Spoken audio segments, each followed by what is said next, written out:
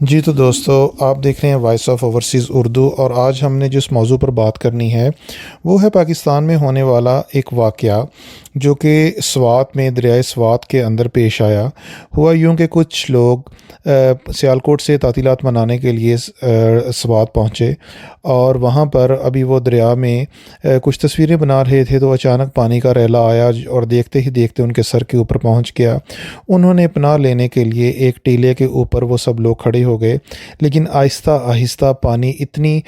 تیزی سے آیا کہ وہ ٹیلا جو تھا، جو پتھر کے اوپر تھا، وہ بھی پانی اس کو بہا کر لے گیا اور وہ سب کے سب لوگ دریا میں ڈوب گئے۔ جبکہ کناروں پر کھڑے ہوئے لوگ ان کی ویڈیو بناتے رہے اور ریسکیو کے لیے کالیں کرتے رہے، لیکن کوئی بھی مدد موقع پر نہ پہنچی۔ اور یہ چونکہ اس کی ویڈیو بن چکی تھیں اور یہ سوشل میڈیا پر وائرل ہوئیں، بعد میں مین سٹریم میڈیا پر آ گئیں، تو یہ واقعہ بہت ہی زیادہ ڈسکس ہوا کچھ دنوں کے اندر اندر۔ اور اس کے بعد پھر سیاسی جماعتوں کے جو لیڈران تھے، انہوں نے ایک دوسرے کے اوپر یہ تنقید کے نشتر چلانے شروع کر دیے، ایک دوسرے کو مورد الزام ٹھہرانا شروع کر دیا۔ جبکہ اس کی جو حقیقی وجہ تھی وہ کسی نے ڈسکس نہیں کی۔ وہ یہ تھی کہ مونسون کا سیزن پاکستان میں بہت ہی جلدی شروع ہو گیا، جس کی وجہ سے لوگ اس کے لیے یا کوئی ادارہ بھی ان کے لیے تیار نہیں تھا۔ اور یہ صرف یہ 11 لوگ اپنی جان کی بازی نہیں گنوا بیٹھے، بلکہ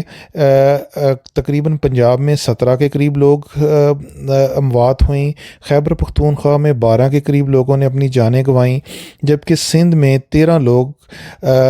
ان بارشوں کے ہاتھوں اپنی جان سے ہاتھ دھو بیٹھے، جبکہ بلوچستان میں تقریباً 5 کے قریب لوگ فوت ہو گئے، جبکہ تقریباً 99 لوگ شدید بری طرح سے زخمی ہوئے ہیں۔ اور یہ ساری جو ہیں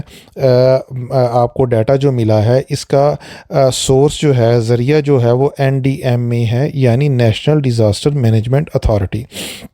نیشنل ڈیزاسٹر مینجمنٹ اتھارٹی یہ تقریباً اگست 2007 میں یہ ادارہ قائم ہوا تھا، اور اس کا کام یہی ہوتا ہے کہ جب بھی کوئی اس طرح کا کوئی قدرتی آفات آئیں یا ڈیزاسٹر ہو تو اس میں وہ پاکستان کے عوام کو ان سے محفوظ رکھ سکیں۔ تو یہ جتنی بھی سیاسی جماعتیں ایک دوسرے پر تنقید کر رہی تھیں، انہوں نے NDMA کا نام بھی لینا گوارا نہیں کیا۔ شاید اس کی وجہ یہ ہے کہ اس کے ایک چیئرمین ہیں اور ان کا نام ہے جناب انعام حیدر ملک۔ اگر انعام حیدر ملک ہی ان کا نام ہوتا تو شاید ان پر بھی تنقید ہوتی، لیکن چونکہ وہ لیفٹیننٹ جنرل ہیں تو اس لیے ان کا نام بالکل بھی موضوع بحث نہیں رہا۔ اور یہ ادارہ جب سے بنا ہے تب سے لے کے اب تک اس کے تقریباً سبھی چیئرمین جتنے بھی ہیں وہ لیفٹیننٹ جنرل اور میجر جنرل رہے ہیں۔ صرف 2011 سے 2013 میں ڈاکٹر ظفر اقبال صاحب اس کے چیئرمین تھے، باقی آج تک ہمارے پاک افواج کے میجر جنرل اور ریٹائرڈ اور لیفٹیننٹ جنرل ہی اس کے چیئرمین رہے ہیں۔ اور اس کی شاید وجہ یہ ہے کہ جب بھی کوئی پاکستان میں قدرتی آفات جیسا کہ سیلاب وغیرہ اکثر آ جاتے ہیں، اس میں بہت ساری اموات ہوتی ہیں، فصلیں تباہ ہو جاتی ہیں، جانور اور مویشی بھی جو کہ دیہی علاقوں میں غریبوں کی روزی روٹی کا واحد ذریعہ ہیں، وہ بھی بہہ جاتے ہیں یا ان کی اموات ہو جاتی ہیں، تو اس کے لیے پھر بیرون ممالک سے تگڑی امداد آتی ہے۔ اور چونکہ جب وہ امداد آتی ہے تو وہ ڈالرز میں آتی ہے، اور جو سویلین ہوتے ہیں وہ انہیں ڈالرز کا کوئی تجربہ نہیں ہے، تو اس میں پھر ہمارے جو یہ لیفٹیننٹ جنرل صاحبان ہوتے ہیں یہ چونکہ بہت ایماندار ہوتے ہیں، اور ان کا ایک یہ بھی ہے کہ یہ بہت اچھے مینیجر بھی ہوتے ہیں جو کہ سویلین نہیں ہوتے، تو پھر ٹھیک ہے، آپ ایک بے ایمان سویلین کو بٹھانے سے بہتر ہے کہ ایک ایماندار فوجی جرنیل کو بٹھائیں جسے عوام کو، قوم کو ڈیل کرنے کا تجربہ ہو، جسے ڈالرز کے بارے میں پتہ ہو کہ یہ کتنی ہی مقدس چیز ہے، تو وہ سنبھال کر ذرا اسے رکھیں گے۔ تو اب اس کے بعد بات کر لیتے ہیں کہ یہ اگر ہمیں اطلاع مل بھی جاتی تو کیا وہ ان لوگوں کو ریسکیو کیا جا سکتا تھا؟ تو میرے خیال میں یہ ریسکیو سروس کے لیے سب سے پہلے میں چودھری پرویز الہی صاحب کو اس کا کریڈٹ دوں گا کہ انہوں نے 1122 سروس شروع کی، جس نے بہت سی قیمتی جانیں جو کہ سڑک کے ٹریفک کے حادثات میں آگ لگنے کے باعث، بلڈنگ گرنے کے باعث اور بھی دیگر جتنے بھی حادثات ہوتے تھے ان میں ضائع ہو جاتی تھیں، لیکن پرویز الہی صاحب نے ایک ایسا ادارہ کھڑا کر دیا اور باقی پھر دوسرے صوبوں میں بھی انہی کی پیروی کرتے ہوئے اسی طرح کے جو ہے ادارے بنائے گئے، 1122 کو کھڑا کیا گیا۔ لیکن پر وقت اطلاع بھی مل جاتی کہ یہ اب ارلی مانسون کی وجہ سے سیلاب آ رہا ہے، تو کیا ان لوگوں کو بچایا جا سکتا تھا؟ تو اس کا جواب یقیناً نہیں ہی ہوگا، کیونکہ ریسکیو 1122 کے پاس ان کو بچانے کے لیے کوئی بھی ایسی سروس نہیں تھی۔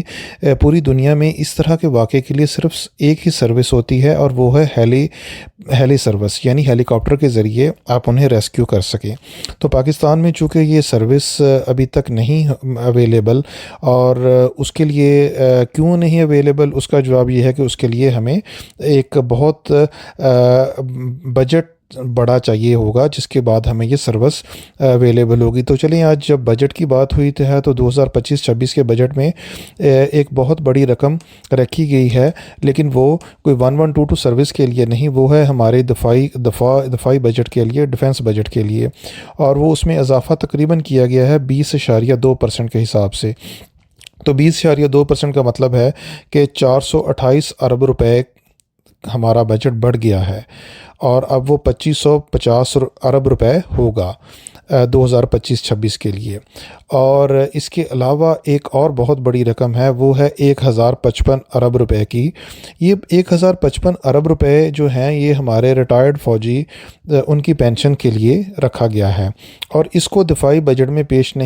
شامل نہیں کیا گیا۔ اگر اس کو بھی دفاعی بجٹ میں شامل کر لیا جائے تو یہ تقریباً 3600 ارب روپیہ بن جائے گا، اور یہ صرف یہ حقیقت میں 3600 ارب روپیہ ہی ہے، کیونکہ یہ جو 1055 پینشن کے لیے ریٹائرڈ فوجیوں کے لیے رکھا گیا ہے وہ بھی منسٹری آف ڈیفنس کے انڈر ہوتے ہیں، لیکن چونکہ ہماری سویلین حکومت بہت احترام کرتی ہے اور انہیں کرنا بھی پڑے گا، تو اس لیے وہ سارے کا سارا یہ جتنی بھی اماؤنٹ ہے وہ دفاعی بجٹ سے نکال دی جاتی ہے، تاکہ کوئی یہی نہ سمجھ سکے کہ یار یہ تو بہت بڑا بجٹ ہے دفاع کے لیے۔ تو اب اس میں یہ ہے کہ جب یہ بجٹ اتنا زیادہ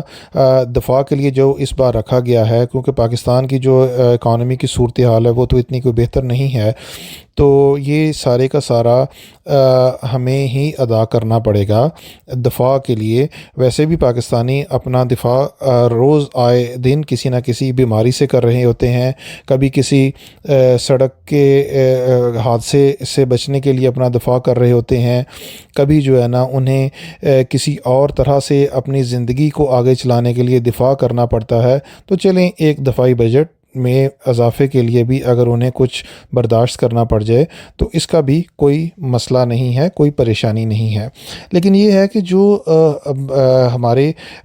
صرف یہ نہیں کہ پینشنیں اور دفاعی بجٹ میں اضافہ، اس کے علاوہ بھی ہمارے فوجی بھائی جو ہیں، ہمارے دلیر شیر جوان، ان کو اس کے علاوہ بھی کچھ مراعات ملتی ہیں، پرکس اینڈ پریویلیجز ہوتی ہیں۔ تو اس کے حساب سے جب بھی کوئی فوجی افسر 15 سال سروس کر لیتا ہے، یعنی وہ جب میجر کے رینک تک پہنچتا ہے تو اسے ایک پلاٹ مل جاتا ہے، اور جب کوئی تقریباً 25 سال تک مدت ملازمت کر لیتا ہے تو وہ سیکنڈ پیکج کا حقدار ہو جاتا ہے۔ یعنی وہی افسر پہلے اس نے ایک پلاٹ میجر کے طور پر لے لیا، اب اس نے آگے 10 سال اور سروس کی، یعنی کرنل یا بریگیڈیئر تک پہنچا تو اس کو دوسرا پیکج مل جاتا ہے۔ اس کے مطابق یہ ہوتا ہے کہ اسے 2 کمرشل اور 1 رہائشی پلاٹ مل جاتا ہے، اور یہ ایک وار کورس کرنے کے بعد ملتے ہیں کسی بریگیڈیئر کو، یعنی انہوں نے جنگ پر جانا ہے تو اس کے لیے ضروری ہے کہ آپ انہیں 2 کمرشل پلاٹ اور 1 رہائشی پلاٹ دیں۔ اچھا جی، اس کے بعد پھر یہ ہے کہ اگر وہ وار کورس نہیں کرتے تو اس سلسلے میں کیونکہ انہوں نے جنگ پر نہیں جانا تو آپ انہیں 2 رہائشی اور 1 کمرشل پلاٹ دے دیں، تو یہ بھی ٹھیک ہے، چل جائے گا، کوئی مسئلہ نہیں۔ تو اس کے بعد پھر میجر جنرل جب بنتے ہیں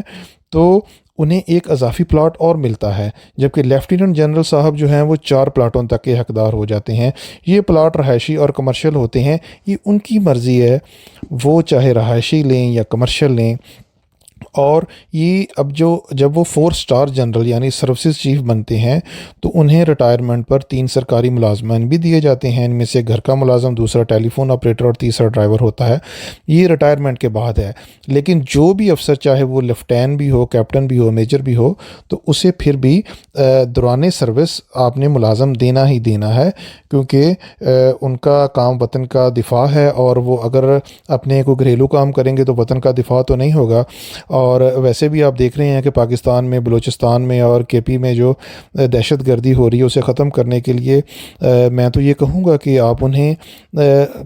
3 کی بجائے 5 ملازم دیں، تاکہ وہ صحیح طرح سے اپنا جو ہے نا وطن کا دفاع کر سکیں۔ تو آج کی ہماری ویڈیو بس اسی پہ ہے، اور امید کرتا ہوں کہ آپ سب خیر خیریت سے ہوں گے، اور دعا کرتے ہیں کہ اللہ کرے کہ ہمارا